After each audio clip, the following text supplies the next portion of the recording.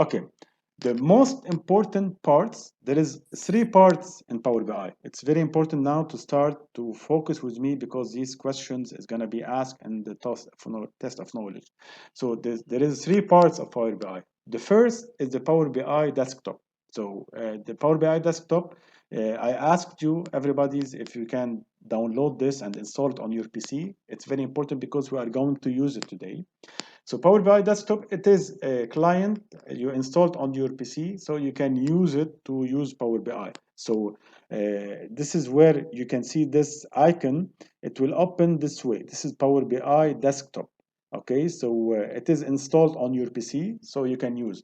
The second part, it's the Power BI service. Power BI service, it is available online. So you go to app.powerbi.com, you can create a user, so you have access to your data any place in the world. You can access it from your PC, from your tablets, from another PC. Just you sign in and you will be able to see your dashboards from online available using this Power BI service. And the third one, and also it's very important, there is a Power BI app. If you didn't already download it, you have this Power BI app. You can also have it available on your mobile, so you can also see all your dashboard that it is published on Power BI services. You can see it on the mobile. So these three parts are the most important.